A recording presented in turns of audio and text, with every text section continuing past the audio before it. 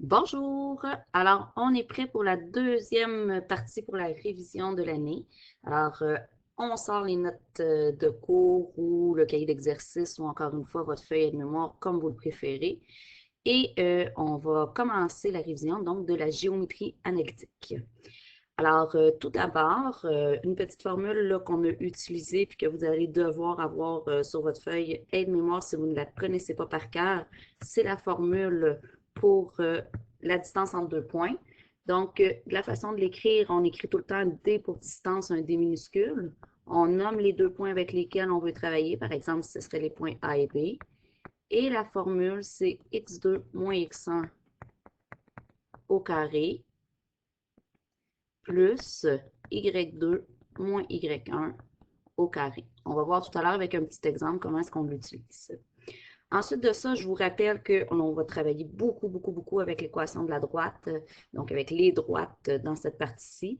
Alors, l'équation de la droite va être le plus souvent sous sa forme fonctionnelle, c'est-à-dire y est égal à ax plus b. Donc, comme on vous l'a rappelé au dernier cours, le A représente le taux de variation, le B représente la valeur initiale. Et vous allez voir là, ensuite de ça là, que bon, le taux de variation, principalement dans les examens de fin d'année, on va souvent voir apparaître le mot pente. Alors, je vous rappelle que ça veut dire la même chose que taux de variation. Puis, comment est-ce qu'on le calcule? Bien, en faisant y2 moins y1 sur x2 moins x1 et l'abréviation pour le taux de variation, c'est un petit a minuscule comme ça, puis on va le garder le même, là, habituellement pour la pente, c'est un m, mais on va garder toujours le a là, pour nous, pour ne pas se mélanger avec toutes ces choses-là. Ensuite de ça, on va vous parler des droites parallèles dans ce module-ci. Alors, qu'est-ce qui est important avec les droites parallèles? C'est vraiment de se souvenir que deux droites parallèles,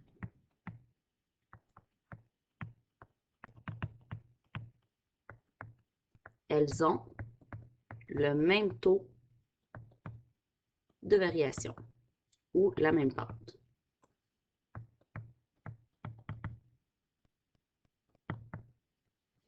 Et pour les droites perpendiculaires, ben, les droites perpendiculaires ont des taux de variation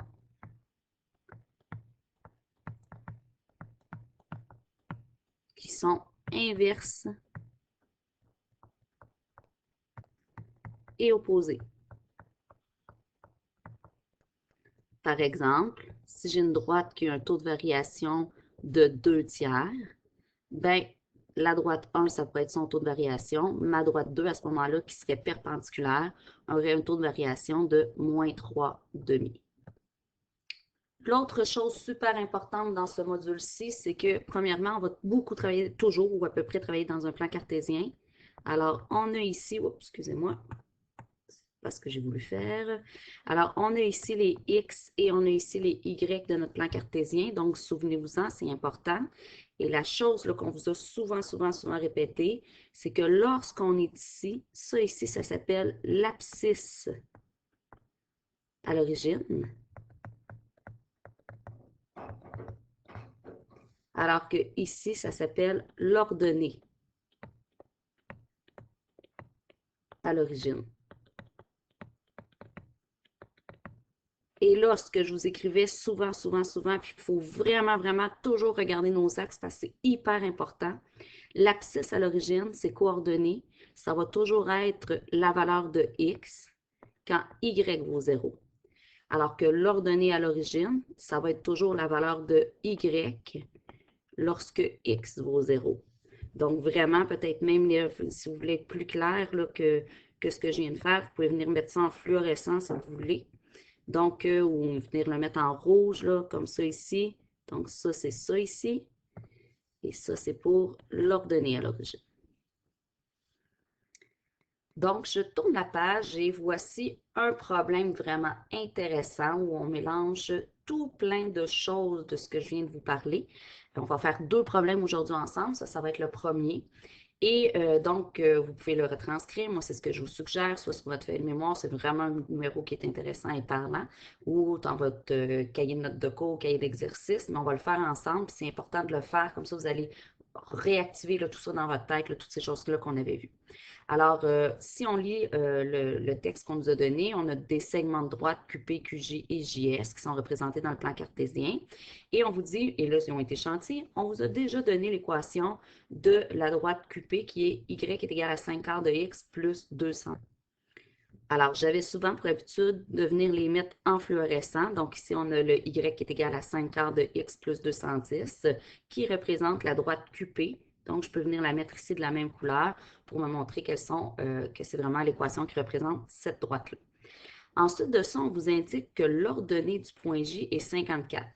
Alors, on se souvient que lorsqu'on vous parle de l'ordonnée du point J, on est en train de donner sa coordonnée en Y.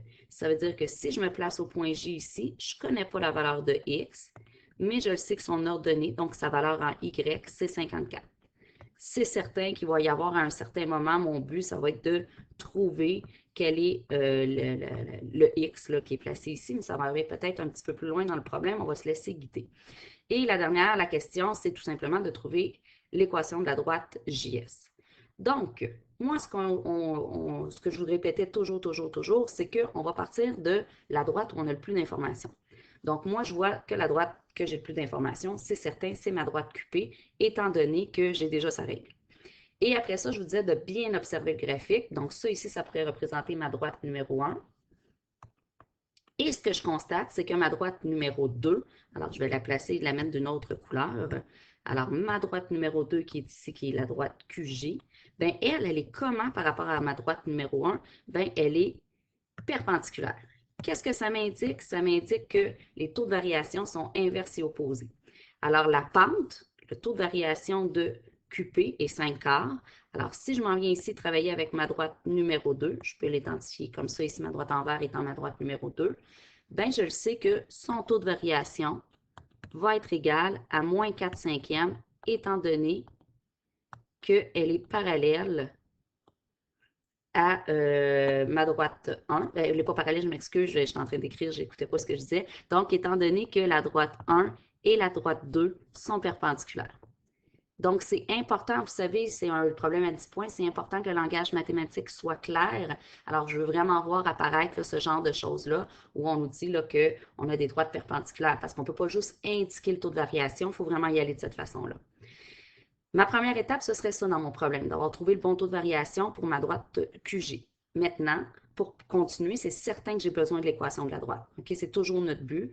Alors ici, je pourrais aller écrire que Y, donc Y2, étant donné que j'ai décidé que c'est ma droite 2, est égal à moins 4 cinquièmes X plus B. Et là, ce que je vais faire, bien, je vais essayer d'aller chercher la valeur de mon B, de ma valeur initiale, parce que j'en ai besoin dans l'équation de ma droite. Donc, je vais utiliser un sommet qu'on m'a donné. Et si je regarde bien sur mon dessin, je vois qu'on m'a donné le point Q ici qui appartient à la droite QJ et que sa coordonnée en X est 0 quand Y vaut 210. Donc, je vais venir remplacer ça ici dans mon équation et c'est ça qui va me permettre d'aller chercher mon B.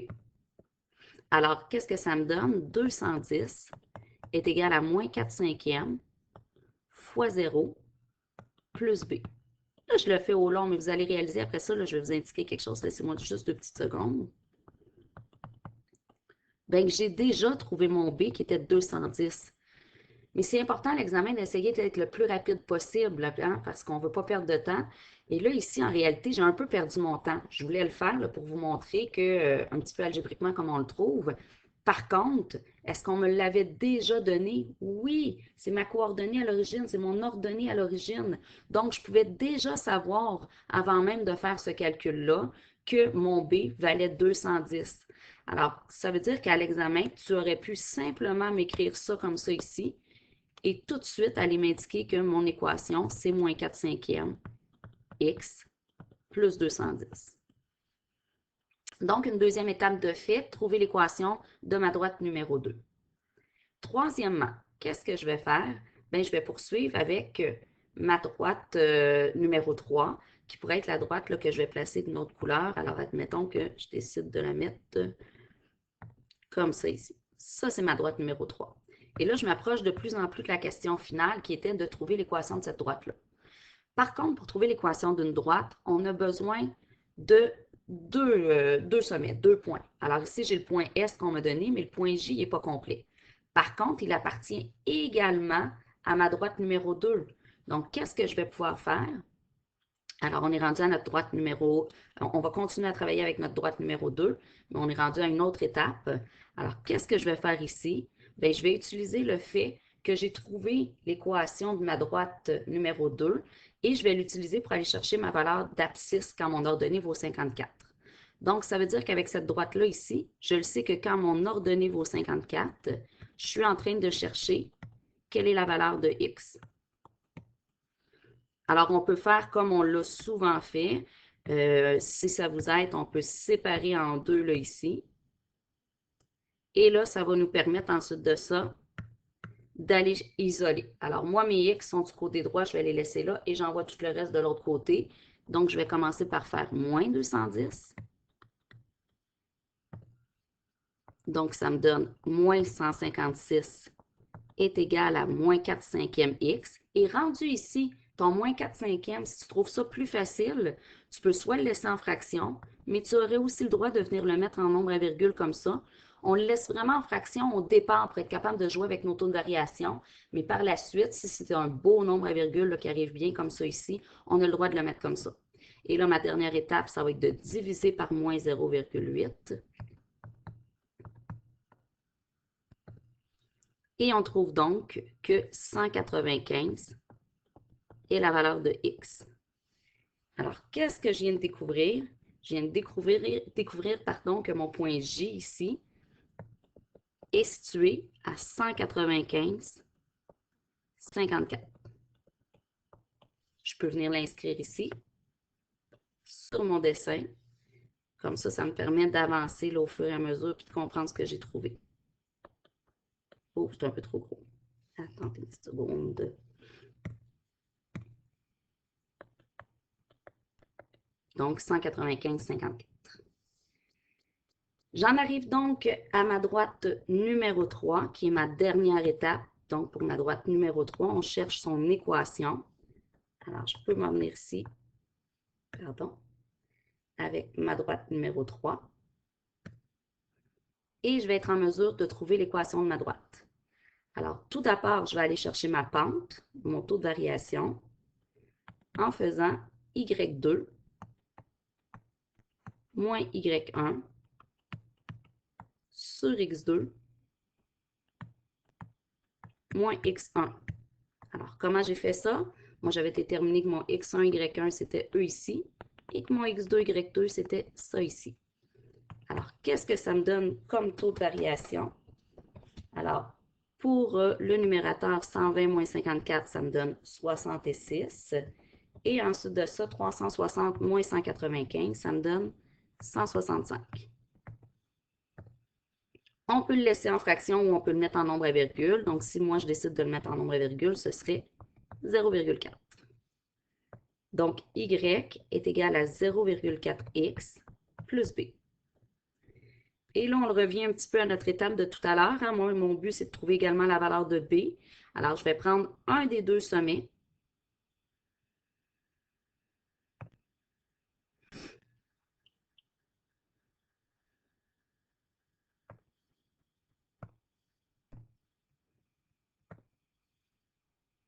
Alors, moi, admettons que j'ai décidé que mon sommet que j'utilisais, c'était celui-là. Ma valeur de x vaut 195, quand ma valeur de y vaut 54. Alors, il ne me reste plus qu'à aller le remplacer. Alors, ça va me donner 54 est égal à 0,4 fois 195 plus b. Alors, 0,4 fois 195 est ma première étape. Ça ici me donne 78 plus b est égal à 54. Et moi, je veux la valeur de b, donc moins 78 de chaque côté. Ça me donne un b qui est de moins 24. Alors, l'équation de ma droite 3, qui est la droite JS, serait donc 0,4x moins 24. J'ai remonté un peu pour voir si ça a de l'allure ce que j'ai trouvé. Un taux de variation ici qui est positif, je suis en accord avec ça étant donné que ma droite est en train de monter. Ensuite de ça, une valeur initiale qui est négative, je suis également d'accord avec ça parce que si je poursuis ma droite ici là, que j'avais mis en rosé, ben, je vois qu'elle irait toucher mon axe Y en bas de 0. Alors, je ne suis pas certaine si je suis à l'examen d'avoir exactement la bonne réponse, mais je le sais que je suis sur la bonne voie là. J'ai peut-être fait une petite erreur de calcul, mais mon taux de variation et ma valeur initiale sont les bons. Ne vous inquiétez pas, c'est la bonne réponse, mais je vais juste le mettre là, dans la condition où, comme vous, là, comme élève, vous êtes en train de faire le problème. Ça peut vous permettre là, de vous assurer là, que tout va bien. Donc, on avait été quand même assez gentil avec ce problème-là, étant donné qu'on arrêtait là, parce qu'il aurait même pu vous demander par la suite de trouver, par exemple, quelle est l'abscisse à l'origine de cette droite-là. Alors là, à ce moment-là, il aurait fallu utiliser la droite. Abscisse à l'origine, on se souvient que c'est quand c'est la valeur de x quand y vaut 0. Et là, on aurait été remplacé là, pour aller répondre à la question si tel avait été le cas. Mais pour l'instant, ce problème-là s'arrêtait ici.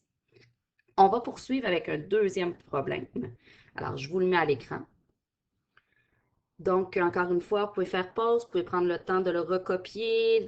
C'est vraiment un numéro classique. Alors, c'était les numéros où on vous disait qu'on avait une petite conjecture là, à faire dans ce problème-là. Alors, la conjecture, ça finit souvent au même quand on est en géométrie analytique, si on a une conjecture sur ce sujet-là, ben, c'est vraiment qu'on vous demande de prouver, ici, on vous demande de prouver que le quadrilatère NQRS est un trapèze et qu'il est isocèle. Alors, ce qu'il faut savoir, c'est que pour être un trapèze, ben, par définition, un trapèze, ça là, c'est la grande base et la petite base qui sont parallèles.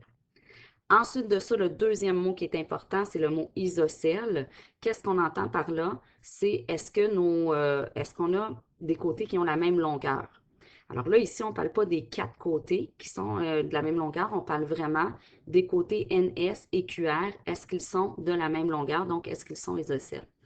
Donc, dans ces problèmes-là, c'est toujours un petit peu le même principe. Vous allez toujours avoir besoin d'utiliser les pentes, les taux de variation, et ensuite de ça, utiliser également la distance entre deux points. La grande erreur qui arrive souvent, les élèves s'occupent seulement du mot isocèle et font seulement la distance entre deux points, donc prouvent la moitié du problème. Parce que vraiment, il faut utiliser l'autre partie aussi de prouver que c'est un trapèze, donc il y a des parallèles. Donc, les taux de variation, les pentes vont être importantes également. Alors ici, si je débute premièrement avec mes taux de variation, je ne suis pas obligée de trouver tous les taux de variation dans ce cas-ci. Des fois, oui, il faut le faire. Admettons, si j'étais dans un rectangle, mais dans un trapèze, c'est vraiment, j'ai seulement deux parallèles. Alors, c'est vraiment le taux de variation de NQ et le taux de variation de SR qui m'intéresse. Alors, si je commence, premièrement, alors je vais aller calculer le taux de variation de NQ. Alors, même principe que tout à l'heure, je vais simplement faire ça, admettons que c'est mon x1, y1, et ça, c'est mon x2, y2. Alors, je vais pouvoir faire 385 moins 85 sur 0 moins 400. Faites attention, il y a le moins du taux de variation et il y a le moins également de la coordonnée de x du point n. Alors, ça va me donner 300 sur 400. Donc, 3 quarts. Ensuite de ça, l'autre droite qui devrait lui être parallèle, c'est RS. Hein? Si on regarde le dessin, c'est nos deux bases là, de notre trapèze. Alors, on va aller chercher le taux de variation de RS et on s'attend vraiment à trouver 3 quarts pour prouver que c'est bel et bien un trapèze. Alors, si on a ici X1, Y1 et qu'on a ici X2, Y2, tout ce qui me reste à faire, c'est 205 moins 335 sur 385 moins 335. Donc, ce que ça me donne, pour le numérateur, je trouve donc 540. Et pour le dénominateur, je trouve donc 720. Alors, pour m'assurer que j'ai le même taux de variation, je pourrais soit les mettre en nombre à virgule, les deux, j'arriverais à 0,75, ou je pourrais tout simplement réduire ma fraction et j'arriverais que les deux donnent 3 quarts. C'est la même chose que 0,75. Donc, les deux seraient acceptés. Donc, je viens de démontrer avec ça ici que NQRS est un trapèze.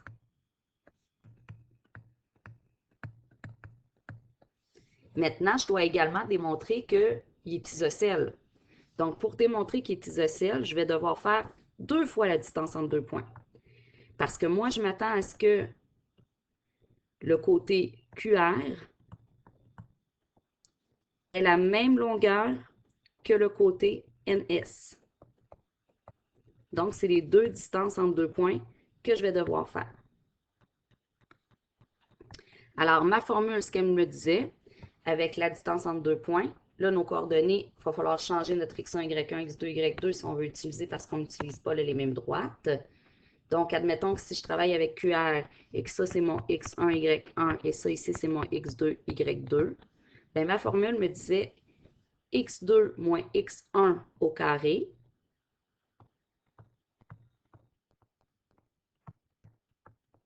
plus y2 moins y1 au carré. Alors, je me retrouve donc avec 385 au carré plus moins 180 au carré. Et là, faites bien attention. Regardez, j'ai laissé ma parenthèse parce que je vous le disais, hein, c'est censé, une fois qu'on a mis au carré, c'est censé toujours être positif parce que c'est tout le moins 180 qui est au carré. Donc, un moins fois un moins va me donner quelque chose de positif. Alors, ce que ça me donne ici, premièrement, le 385 au carré, ça va me donner 148 225 plus le moins 180 au carré, ça va me donner 32 400.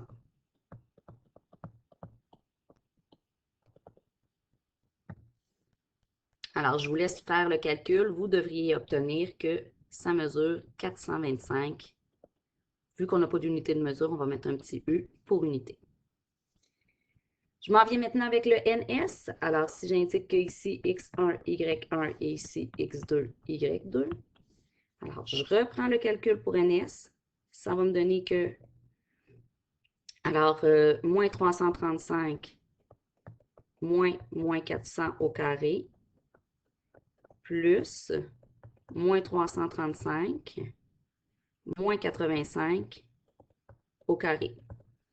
Alors, je vous laisse faire le calcul et vous devriez obtenir également 425 unités.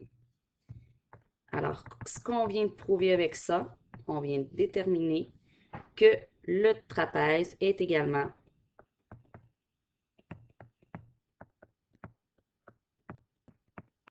isocèle. Et on aurait terminé pour ce problème-ci. Dernière petite chose que j'ajoute et on termine avec ça pour cette partie-ci. Ensuite de ça, on va passer aux exercices que je vais vous donner en classe. Il se pourrait hein, que vous travailliez avec un système, parfois dans un plan cartésien. Alors, admettons que j'aurais un plan cartésien comme ça ici. Et que, ben, en fin de compte, on vous nommerait qu'ici, on a un point d'intersection. Alors, à ce moment-là, qu'est-ce qui nous aiderait? Bien, c'est les systèmes d'équations, la partie qu'on vient de faire juste avant. On aurait l'équation de 2 droites et là, il faudrait faire une comparaison pour être capable de trouver les coordonnées de ce point-là. Pourquoi je parle de comparaison? C'est que souvent, dans les plans cartésiens, nous, on travaille tout le temps avec des règles sous la forme est égal à y à x plus, est égal à x plus b. Donc, c'est la meilleure méthode là, à ce moment-là qu'on pourrait utiliser pour trouver un point comme ça à la rencontre de 2 droites. Voilà, alors bon travail.